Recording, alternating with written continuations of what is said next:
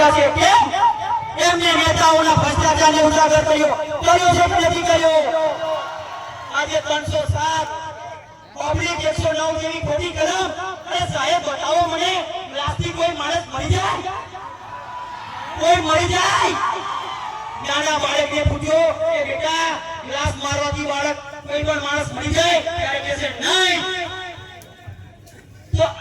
તો આજે આ લોકોને ખબર નથી પડતી કે આજે આપણો ભાઈ આપણો યુવાન ખોટી રીતે ષડયંત્ર રૂપે જેલમાં છે આજે એ વાતનો મને દુઃખ છે કે આજે મારે નેતાઓ આ જગ્યા પર કેમ ચૂપ છે મારો ભાઈ મારો મિત્ર મારો સમાજનો મિત્ર જેલમાં છે પણ યુવાનો આજે મને એ વાતની ખુશી છે કે ચૈતરભાઈ ભલે જેલમાં હોય પણ એવા હજારો ચૈતરભાઈ પેદા થઈ ગયા છે એ વાતની મને આજે ખુશી છે અરે એવા નેતાઓને અને એવા મારા વિરોધીઓને કહેવા માંગુ છું આ મંચ પરથી કે તમારે મને જેલમાં હોય પૂરું હોય તો પૂરી લેજો તમારે મને હેરાન કરવું હોય તો કરી લેજો મારું દવાખાનું પણ બંધ કરવું હોય તો કરી લેજો હું આદિવાસીનો દીકરો છું કોણ આદિવાસીનો દીકરો છું સૂર્યોદયની સાક્ષીએ તમને આજે સમાજને વચન આપું છું કે આ તમારો ભાઈ આ તમારો દીકરો રાત દિવસ 24 કલાક સમાજ માટે જ્યાં બોલાવશે ત્યાં અવાજ ઉઠાવવા માટે લડવા માટે સેવા માટે હર હંમેશા માટે સમાજ સાથે પણ ખંભે તો ખંભો મિલાવીને તમારો ભાઈ ઉભો છે આ નેતાઓની પંગતમાં બેસીને વાત કરે એવો આ તમારો ભાઈ નથી કોની નેતાઓની પંગતમાં બેસીને વાત કરે એ આ તમારો ભાઈ નથી આ તમારો દીકરો નથી માન્ય શ્રી ચૈતરભાઈના મિત્રો અને મારા મિત્રો એમને જેલમાં મળવા ગયા હતા ત્યારે મિત્રો તમારા વતી કે ચૈતરભાઈને સંદેશ મોકલાયો હતો કે જેલની અંદર એમનું મનોબળ નબળું ન કરે માટે કે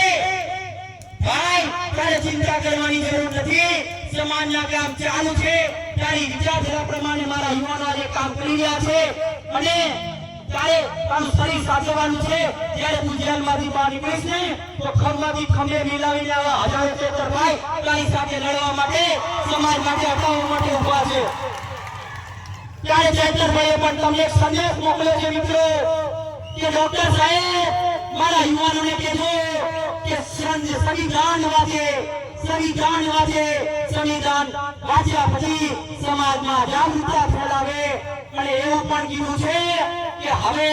આ સરકાર આ નેતાઓ સુધરે નહીં તો પેલી અંગ્રેજો વાળી લડત લડવા માટે પણ તૈયાર રહે હવે ચૈતરભાઈ ની 13 તારીખે સુનાવણી છે એ સુનાવણીની અંદર ચૈતરભાઈને જામીન મળી જાય એ માટે આપણે સૌએ કઈ વખત જય જોહરનો નારો લગાવીશું જય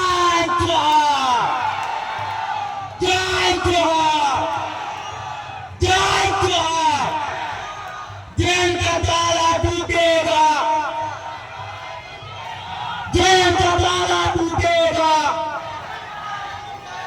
जेल का ताला टूटेगा